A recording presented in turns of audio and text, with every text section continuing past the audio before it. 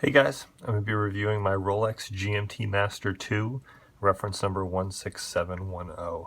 This is also referred to as the Pepsi, as it has a blue and red bezel on it. It looks kind of like a bottle of Pepsi. So we'll start off with the packaging materials. This is the outer box that comes with it. I did buy this watch with box and papers, so it came with everything. This is the outer box. It had a little foam insert there to kind of separate the box from some of the other information that came with it. So fairly straightforward. And then the inner box is a nice kind of green colored wood. And there's a little pocket back here that I have the hang tags with. And then the outside has the Rolex crown here, and then this kind of nice wavy kind of, I don't know, cutout design to it. It's nice. It's compared to the other Rolex box that I have that came with my 1999 Submariner. This one's a lot nicer.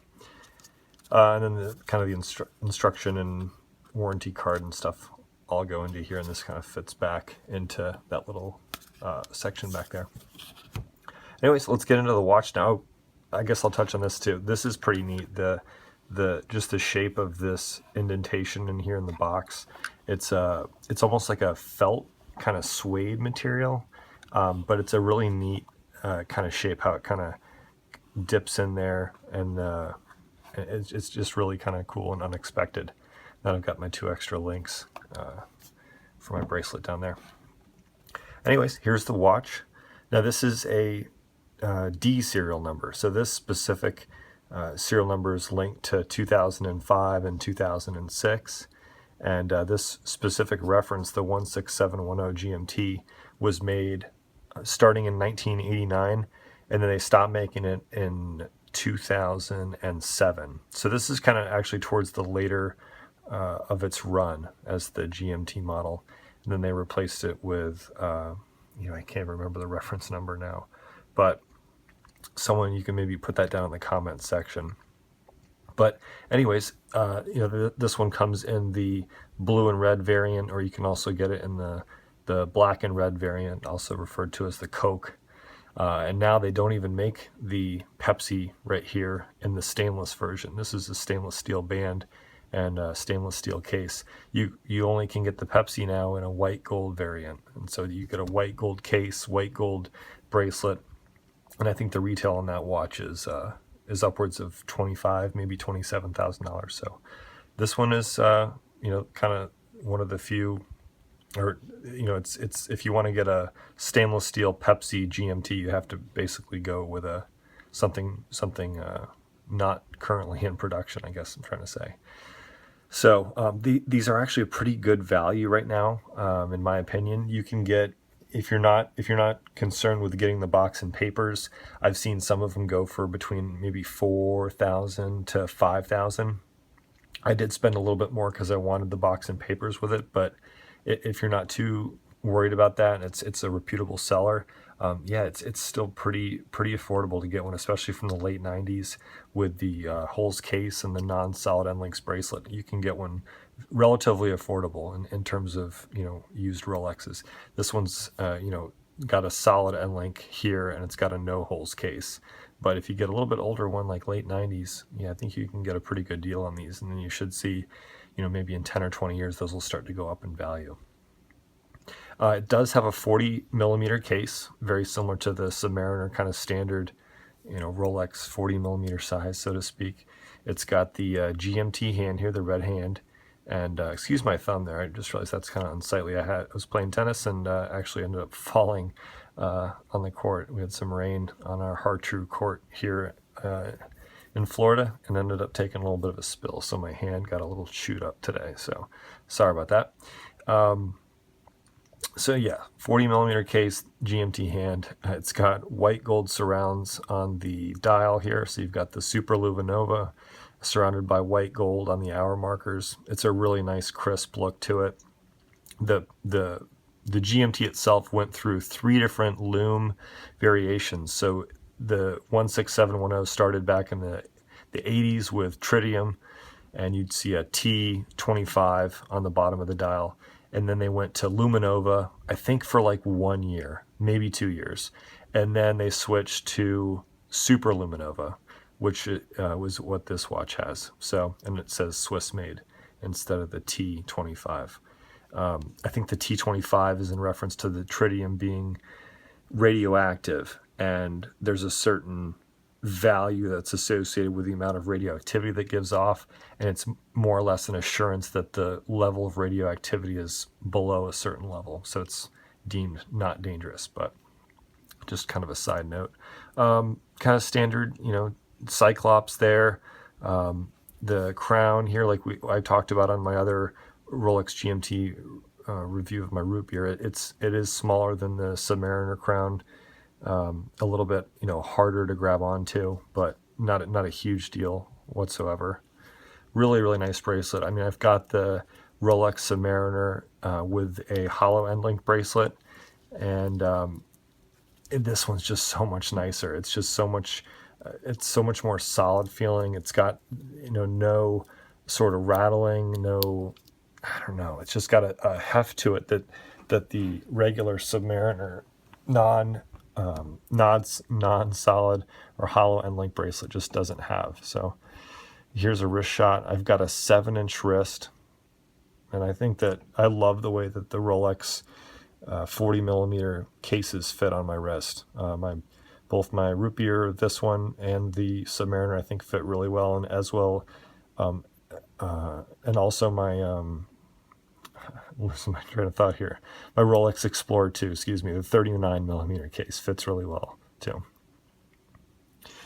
So great. I just love this watch. It's so crisp and kind of preppy in a certain way. One thing I did want to make a note about, just because I do have the Pepsi, the Sub, and the Explorer and stuff, and there's a lot of homage watches to all these. And I think if I were to only be able to have one of the Rolexes that I have, I'd probably stick with this one. And that's just because this one is kind of really attention grabbing in a way with the red and the blue. And it's a look that Rolex has really kind of stamped as their own with the red and the blue. So if you're going to get a homage of each of these and the authentic of each of these and offer me each one, I'd probably get the Pepsi, the real Rolex, and probably go homage with the Sub and the other ones. And I thought about that before making this video. I'll probably catch some flack for that, and that's okay. I feel like this one's the most attention grabbing, and if it's going to grab your attention, it might as well be the real thing. And there's a lot of other good watches, I think, that could be just a kind of a black dial diver and can be cool. And so I think I'd probably end up going with this one. But I also want to show you how to set the date on this watch. So I showed you how to set the date on the root beer, and this one's going to be a little bit different. Also want to there's the sound of it winding. Some people really like to hear that, so I do include that. I always go to the third click. So here is adjusting the time and the GMT hand. It just kind of keeps working around, and then missed it again. So then you go to the second click here, and you've got the hour hand, and you just kind of keep working the hour hand, and then every 2 rotations, it advances the date. So it actually, it can take a while to get it to the right date. If you haven't worn this watch in a while, if you have, several watches and you're on a, pretty heavy rotation where you're only able to wear this watch every couple of weeks or something like that, and the date gets off by a lot, it can take a while to get the date right. And it's kind of a pain. If I were to get a watch winder, this is the one that would make me get a watch winder. This one and the Explorer 2 that have the date changed like that. I would definitely consider a winder for these two just for that purpose. The bezel is super nice. It's 120 clicks. It's bidirectional compared to the Submariner that only goes one way for safety purposes when you're diving. This one does go in both directions. It's still very waterproof because of the Oyster case. It can go 100 meters or 330 feet. It's got the chronometer stamped here on the dial, GMT Master II, superlative chronometer, officially certified. it's just a super, super iconic, super classic looking watch. I really love it, and would definitely recommend it. I mean, I'm trying to kind of organize my thoughts in a way, but still give you just some kind of feedback as an owner, I guess, on having this and the Sub, the Explorer, and the other GMT, the root beer. I mean, the root beer is kind of like a dirty old man watch in a way, which I love about it. It's just kind of funky and cool. But this one is just awesome. This one's just so cool.